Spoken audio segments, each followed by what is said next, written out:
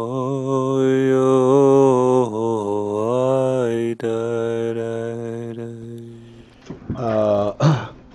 Okay, so we already entered into discussing oil, but I found out yesterday I don't think we really understand what shefa is.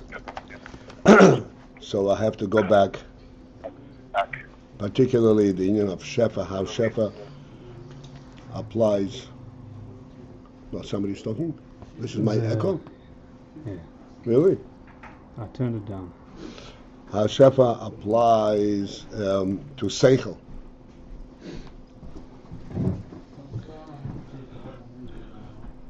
The first thing to realize is, as we pointed out, we are given three different illustrations of shefa. Each one of these is on a more subtle level. The ultimate principle is in seichel. Where in seichel, the shefa element is more conceptual than it is factual. Because what is it? What does the Rab give to the Talmud? An idea, ha'orah. And we said not only that, by Rab himself, the seichel is a ha'orah.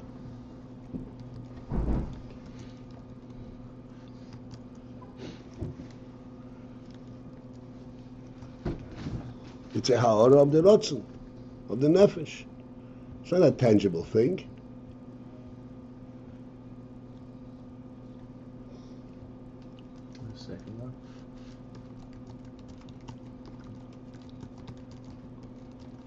So therefore, when we talk about shefa in the seichel realm, we really have to focus in and understand, so to speak, the principle behind it. It's not something that you can grossly identify as like water. You give them a glass of water. Okay, so this is it. As we said the one clear indicator is that if he does not have the kelim for seichel, doesn't have a brain, you can give him seichel. So you're not really giving him an entity, a reality. So how is it shefa?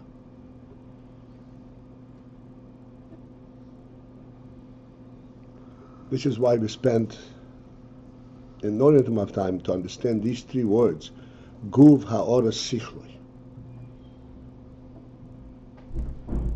What is added by the word guv ha'ora sichloi? It's a seichel, as we said, seichel per se is a ha'ora. And this is the ha'ora of his seichel. And nevertheless we say it's called shefa because he's giving him guv ha'ora sichloi.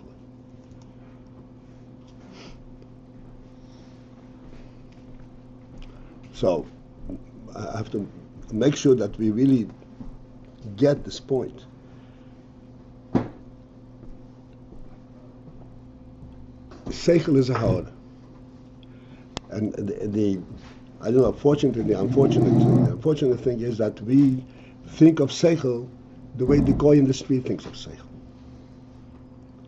Because that's where we're trained. Like we say, 2 times 2, or 1 plus 1 is 2 ones. This is how the world relates to 1 plus 1. A concept of 2 doesn't exist. But 2 ones is not really seichel. That's really a ha'ora. It's like being able to see in the dark. And it remains dark. You see a tangible thing. That's what, like I said the other day, that when it comes to relating to objects, the difference between the human being and how the animal is that the animal sees an object, it sees its tangibility. The human being touches an object, he feels its visibility. That's what the human being is. He sees things with his seichel. not with his hands.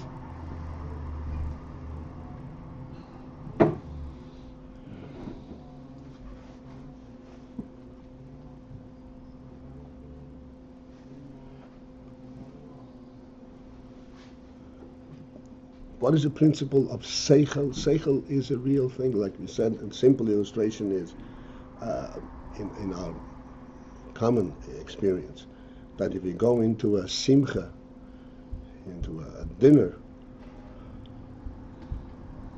the human being, to him, the tables and the chairs and the people and the food are only the kelim to represent the principle that's behind it.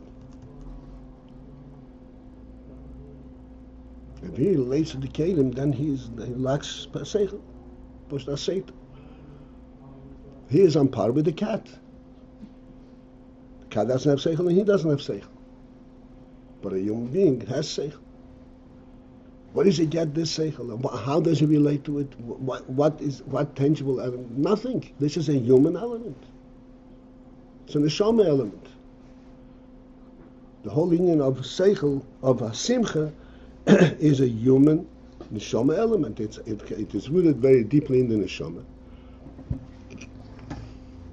And then it comes out on a functional, on a visible level in a simcha. What is the principle of simcha? Simcha, in fact, is an experience that takes a person lifts him off his feet, lifts him off his physical reality, and puts him into a different experience that is purely neshama experience, a spiritual experience. That's what simcha is. And that's why it translates in that his feet lift up, his hand begin to clap. Clapping is an insignificant thing as far as the hands are concerned.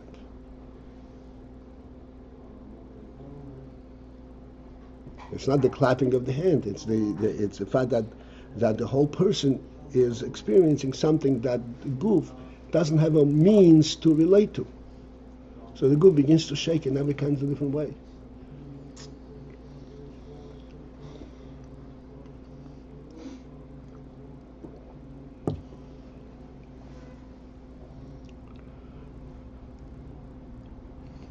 So there is a reality to seichel.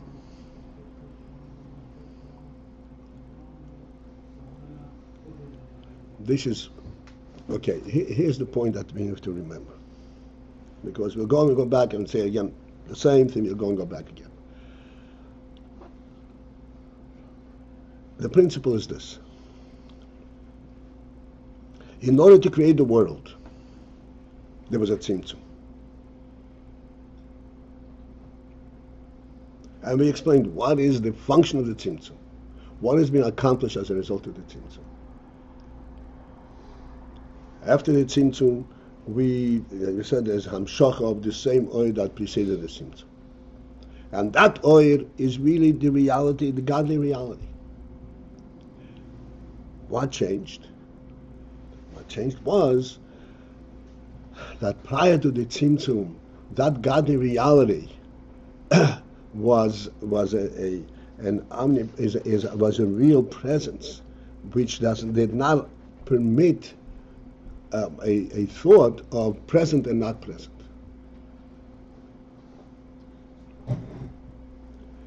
Worldliness, the principle of world is that there is present and not present. There's past, present, and future. There's man and moki.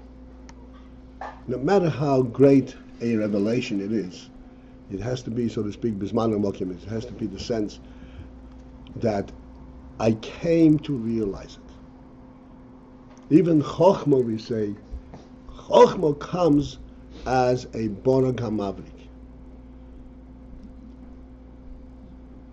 Borag hamavrik means like this.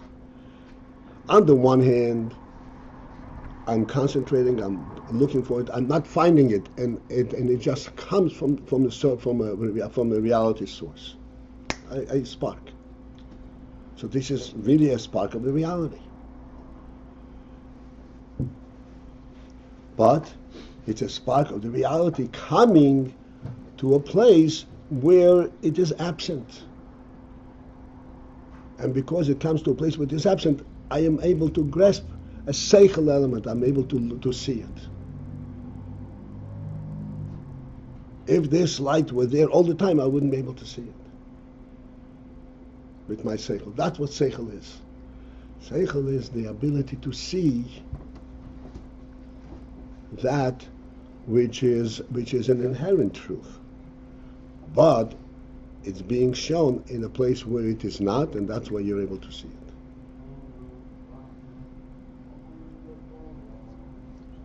Like we always give the mashal of the child who knew the whole Torah. He knew the whole Torah, and Torah is a reality. It's everywhere. It's a reality there. He was born knowing the whole Torah. But in the world, in his seichel, it meant nothing, because he didn't experience obtaining it. It's the same Torah exactly, but in our world, it has to come from not knowing into knowing, and that gives it a worldly presence. The worldly element is the seichel element. Seichel is not a construed, a false reality.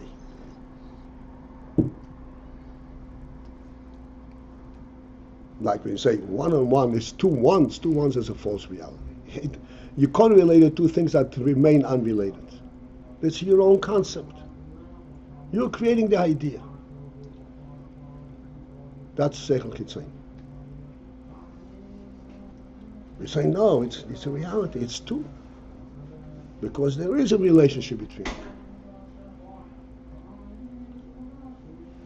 Seichel is able to conceptualize and to relate to that relationship. And that goes deeper and deeper all the way into the nefesh, all into Achdus.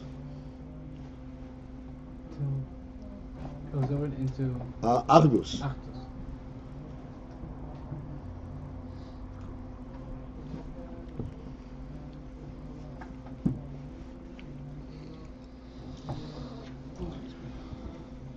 So here is where we have to step into a Torah perception, a Torah concept, a Torah principle. The reality of Seichel, the reality of Seichel HaTorah, Seichel Dikdusha.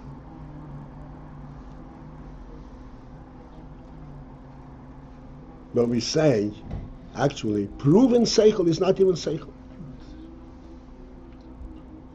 The proof is just a step towards getting into it and sensing its truth, its inherent truth. That's where you begin to really understand.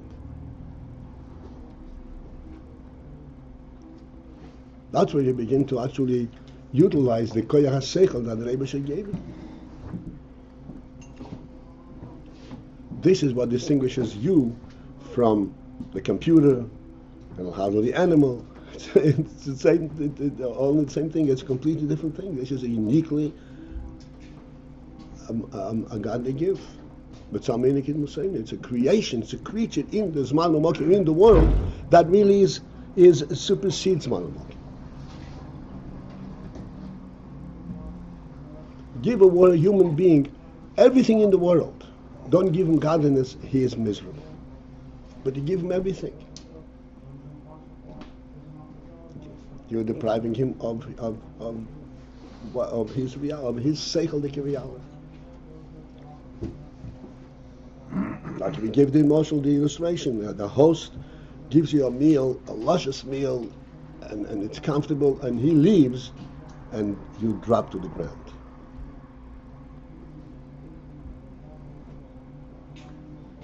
Why? Because you took away the human element, the seichel element.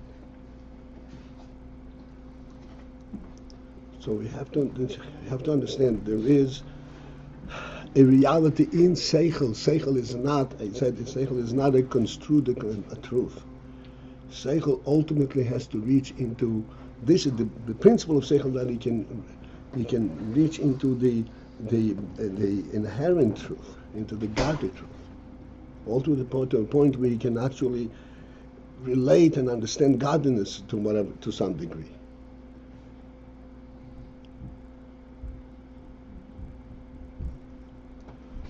Therefore, coming back, okay, so far, do we understand this? Hello? You're making it sound like it's so obvious. Do we understand it? Yeah, I think Okay. I have a picture. If we understand this, now you have to go back and understand these three words. Sichloi, and it says Sichloi, the Seichel of the Rav, even though it's Seichel, but it's a Seichel of the Rav. What's special about Seichel of the Rav? We discussed the other day when we discussed this. Special with Seichel of the Rav is that in the Seichel of the Rav, where did the Rav get his Seichel? From his nefesh, from the Rotzen. But the Rav, the basic truth, that's what the Seichel Rav is. This is why he's a Rav, not a Talmud. A Talmud surmises. A Rav says, no, this is it.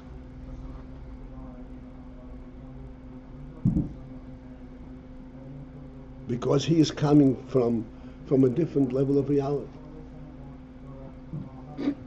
He's telling you what God says, so to speak.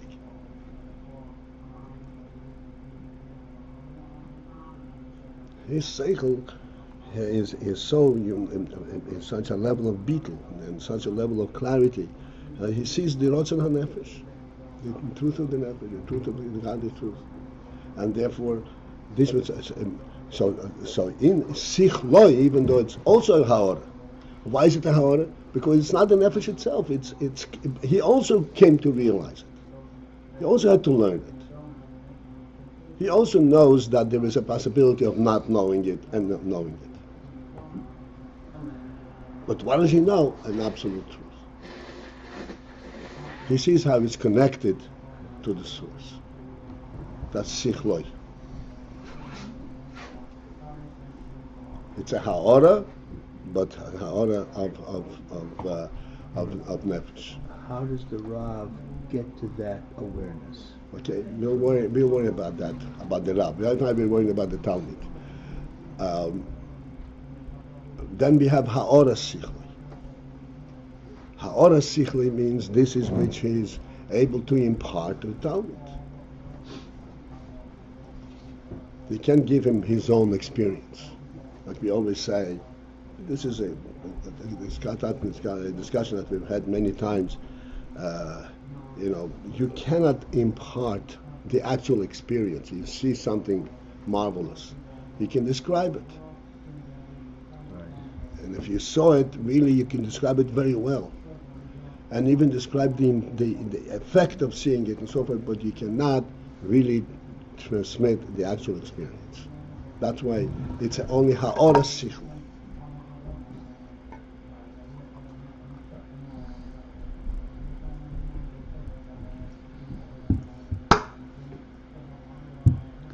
Ha'ora sichli, perhaps in our moshel, can include telling the Talmud 1 plus 1 is not just 2 ones. 1 plus 1 really is 2. This is ha'ora sichli.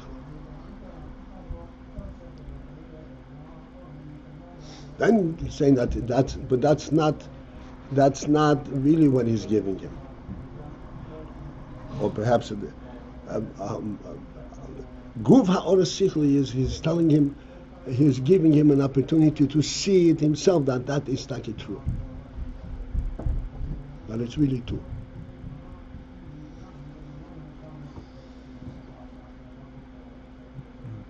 Why the word guf in there?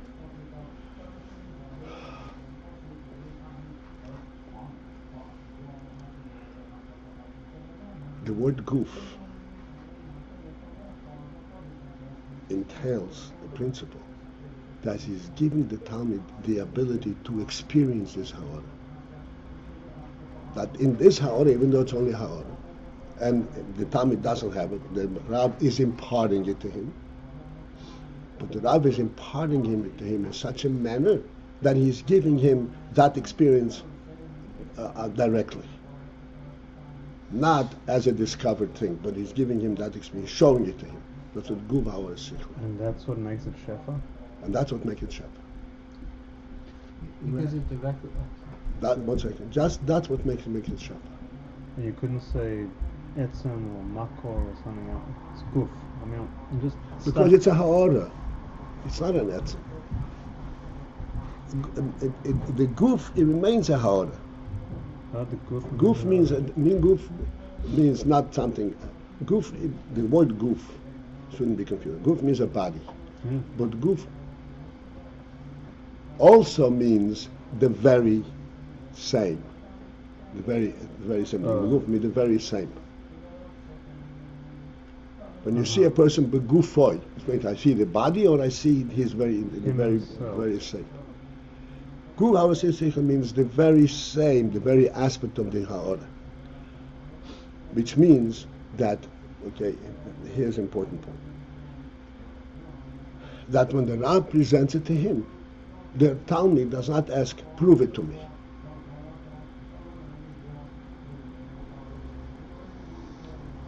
Why? Because from the Ha'ara itself, Because he gets the reality.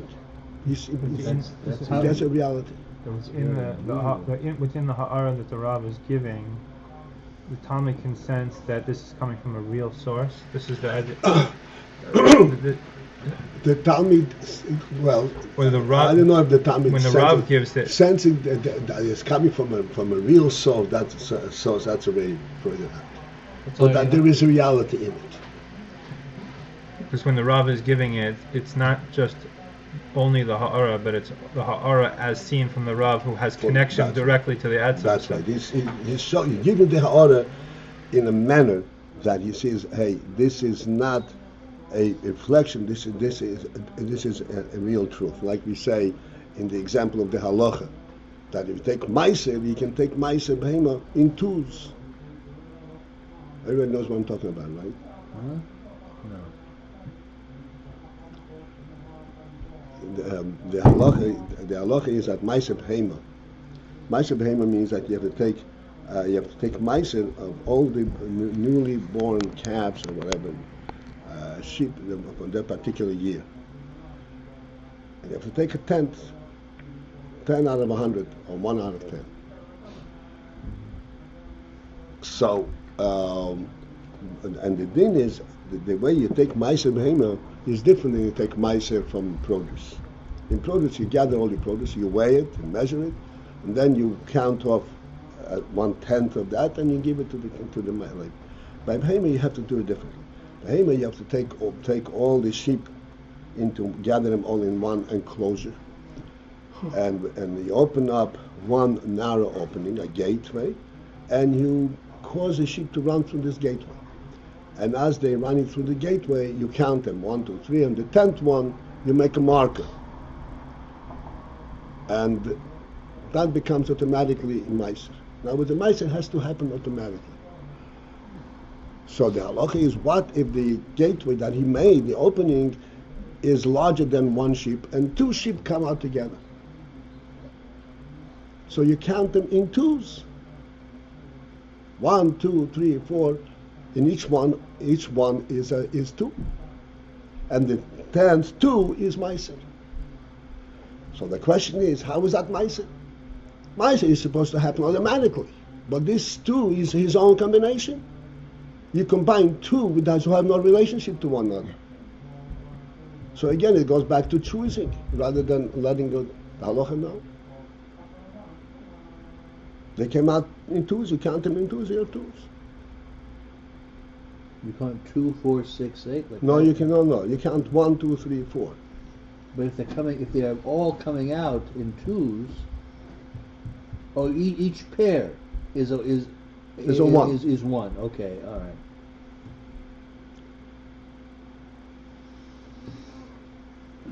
the Talmud has the ability, Huh? within this ha'ara, the Talmud there is provided the means for the Talmud to come to a real truth. Right.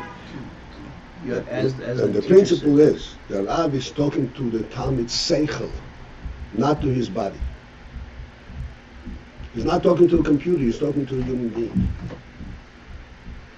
And the Rav is evoking, is arousing, is waking up at the Talmid this insight. Yeah, it's true. He doesn't know why yet. But this is what Seichel is. Seichel is a ha'oras ha'nefesh. And he realizes, yes, there is such thing as two. It's not something proven peripherally, empirically. Empirically, it's two once. Saying that this waking up the Talmud, this is why it's called hashpah. Yes, because he's really that's touching, right. he's touching the Talmud. Exactly right. He's touching the Talmud's reality, and this is why it's called shefa. This is giving a real thing. And here is where we have these two seemingly contradictory statements. On the one hand, you can be mashpia seichel, you can put a hand on somebody's shoulder. So you can put a hand on shoulder, so that's shefa. Says no, you can't put a hand on somebody's shoulder. You can only talk to somebody who already has a head, but you are talking to his real seichel, not to his gashmisik experience. What seichel per se is real and special. What's special? It depends. What?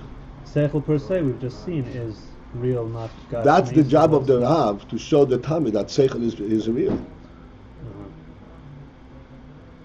This is what happens.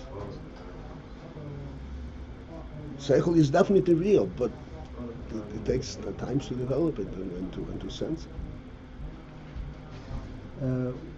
Just to clarify, when you say that Shmuel, I'm sorry, I have to interrupt you. The reason I have to interrupt you is because I'm past the time. Tonight in Mitzvah Hashem, please, let's see if we can come on time, and then we can really take up any question we want. Have a good day. We're going to daven now. Yeah, Rabbi? Yeah. Tonight is my birthday. Okay. So I'll bring some cake and stuff, and Okay. we'll have a little Okay. party. Today. Today's high. Oh, yeah.